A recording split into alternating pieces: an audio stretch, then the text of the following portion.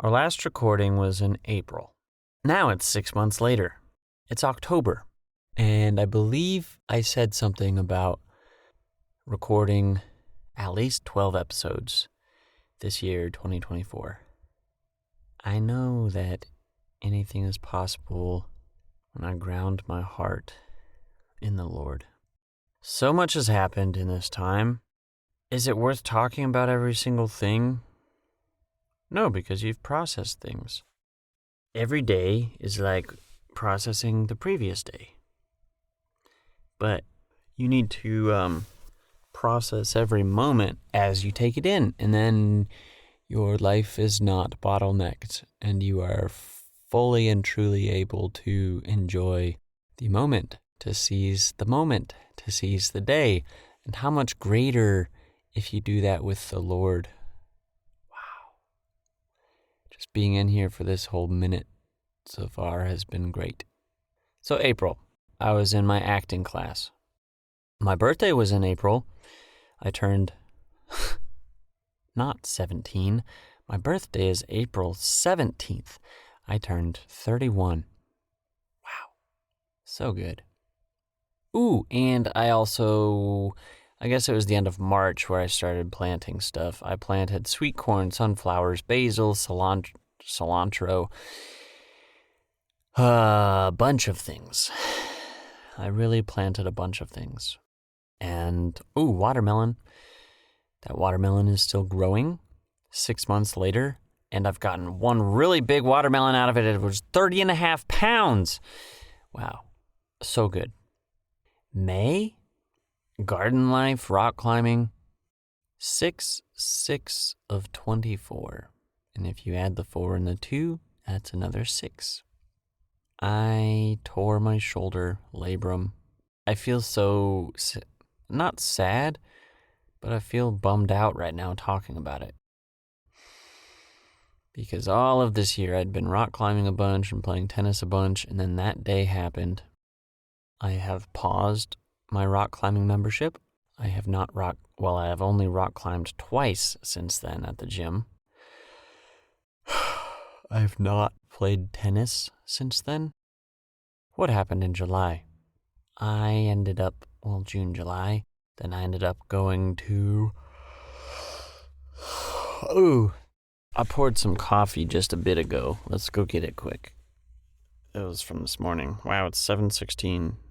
I'm going to be not tired. Oh, man. I wish you could smell the coffee that I have in my hand right now. Well, I don't actually have coffee in my hand. I have a coffee cup with some coffee in it. But here you may not be able to smell it, but you can definitely hear it. Ready?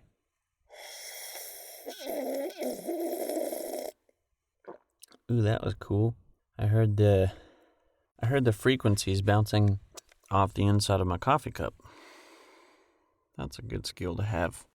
Oh, in July, then I went to Washington State, which was a ton of fun. For work and leisure. If you don't know how to find the leisure in your day, leisure, I hope you're able to enjoy at least something fun in your day. Something good, because we are so easy and quick. It is easy to get caught up in the negative things in your life because it feels like there's a lot of them. Are there more negative things than positive things that happen in your life, and the positive things are just more valuable, and so that outweighs the negativity? How do you quantify good things and bad things that happen to you? How do you give them a value? What would you find if you rated them? Like, okay, here in my left hand, I have this really bad thing that happened, like my shoulder. That's like an 8 or a 9. But then in my right hand is this cup of coffee, and what's that rated? Because we know that's a good thing. August, I was in Washington, came back. Seafair was a lot of fun in Washington, where there were planes and stuff. Came back for 2 weeks, recovered, then went to Colorado for Simon's wedding reception. which was a ton of fun, and I cried and gave a speech. Thank you, Lord, for that speech. Thank you for Simon and his wife and his son. Thank you for the time that I got to spend out there. And then I got to go to Toronto. And then I got to go to DC. And Mossman came with me. If you don't know, do you guys know who Mossman is? Oh, we're going to put Mossman in the description. Let's do that. Mossman is going in the description. All you need to do is click on his YouTube link and go there and watch his videos and just enjoy them. That's all you need to do. At the end of September, I got my SCOBY in the mail from Lava.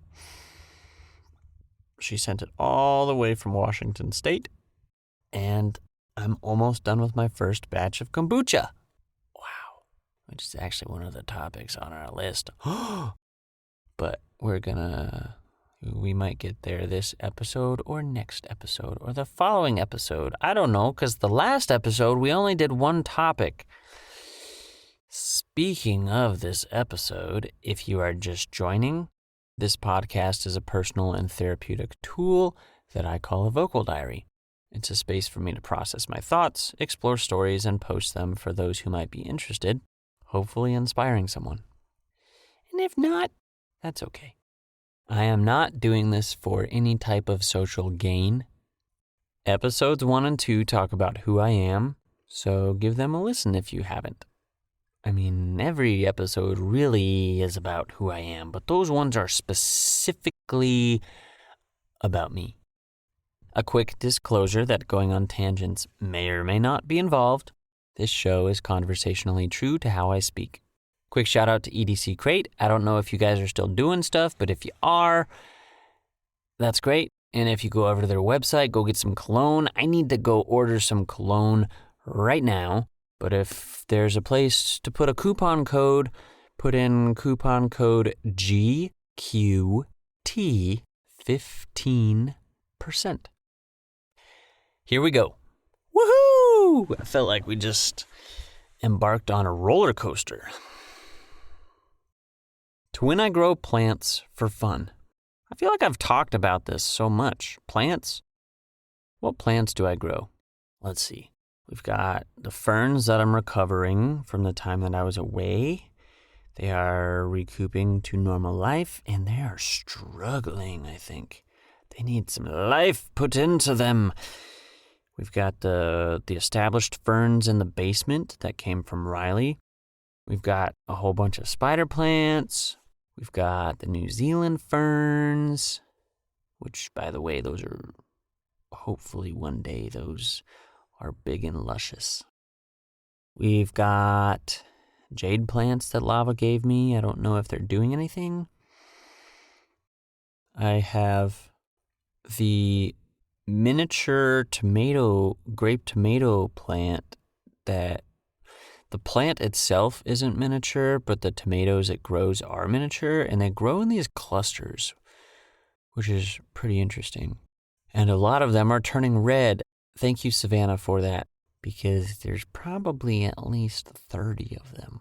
Little baby tiny tomatoes. What are we going to do with them? I don't even know what I'm going to do with all these tomatoes. I just really like to have things, like to start things and see what happens. I don't really plan the thought of growing a tomato plant sounds great, but what would I ever do with a bunch of tomatoes? No, I don't have thoughts like that.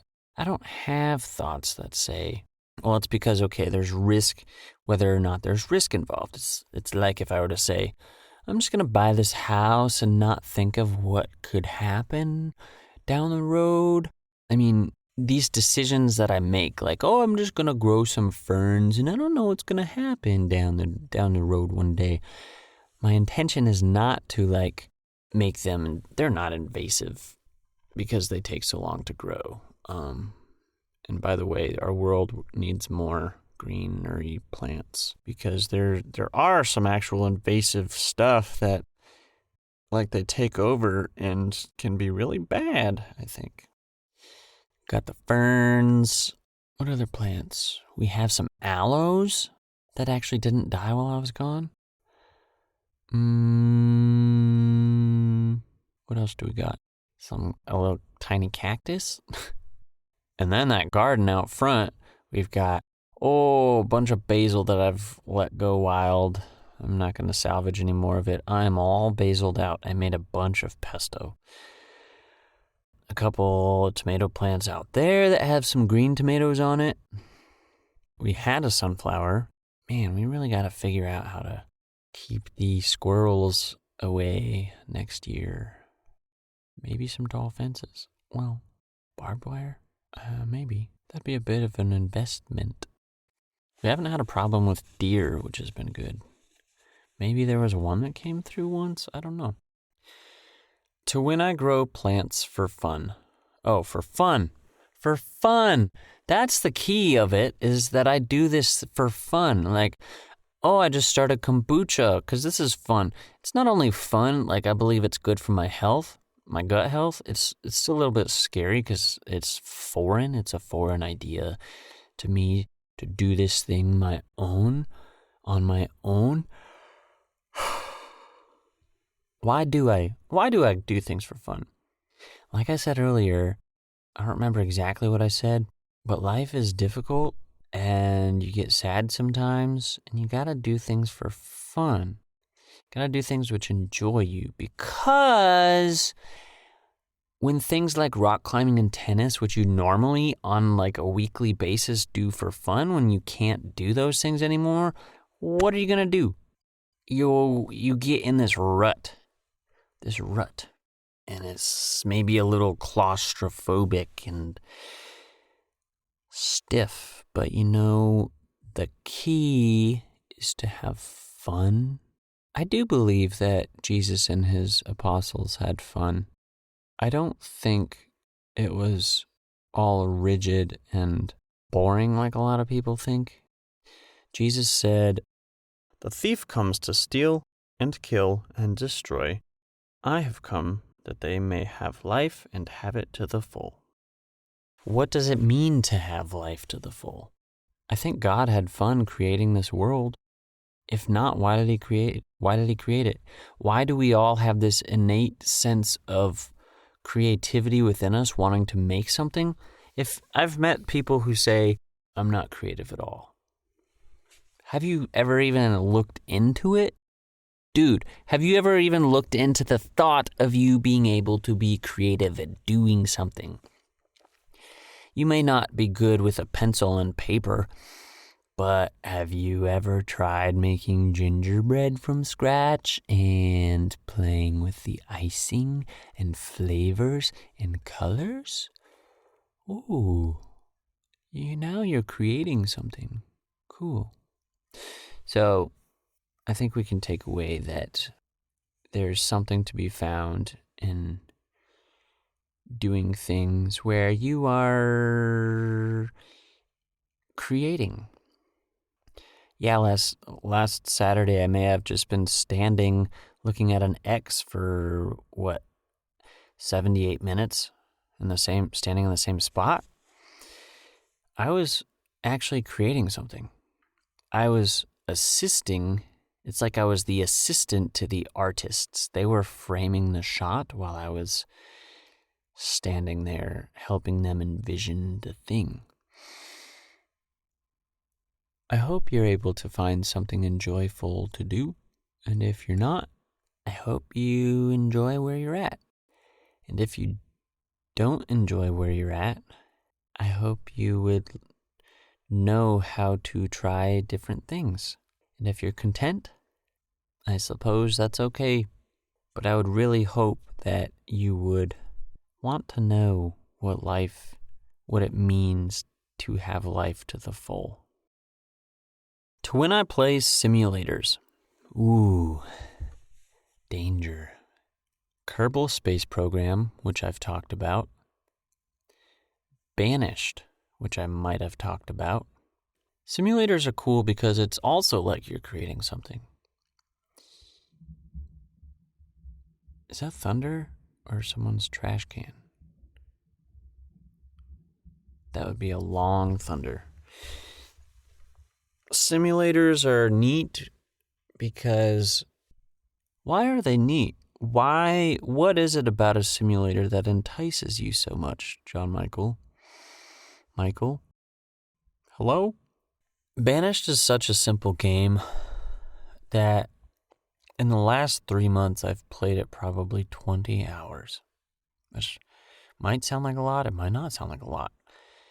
But for the sprints at a time that I played it, it's a lot. It was fun because I could zone out. Ultimately, it's useless. There's strategy built into it. So do I like strategy? Yes. But do I often think about strategy in my everyday life? No. Strategy is thinking, okay, if I do this, what's the outcome gonna be? I don't normally live that way. I just try to, not try, but I aim to survive every day. I should aim for abundant living. Abundant living is actually only something that Jesus can give, but the abundance is found in taking and silencing all these distractions and knowing that He is with me every single moment. Your Spirit is here, Lord. Your Spirit is in me. The same Spirit that raised Jesus from the dead dwells in me.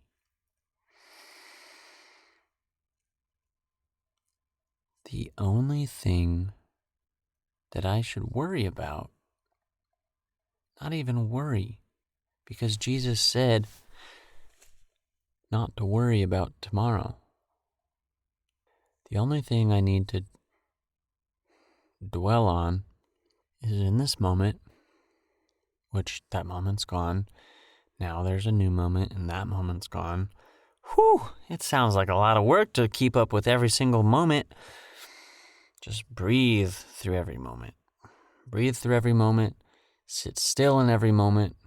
And when you're not able to sit still, just be aware that Jesus is with you. His Spirit is with you. He gives me confidence. He gives me joy. He gives me rest. I don't seek after your spirit because of these byproducts. I seek after your Spirit because true wisdom is found in you and nowhere else in this world. You couldn't give me every experience and all the money and all the respect. Although those are great things to have, they are not greater than the Spirit of the Lord. Because there's one crucial thing that is not a simulation. It is crucial that I know the Spirit of the Lord because He helps me to live purely and wholly and rightfully, because I know that He has saved me from the doom and gloom of eternal damnation. I do not live in a simulation. I may distract myself a lot, but what you've got going on right now, Michael, it's the real thing. It's your real life. And you got to take care of it, buddy. And I know you're taking care of it because I've seen you take care of it. And you get distracted a lot. And it's okay because you're here and you know the peace of the Lord and it flows through your veins.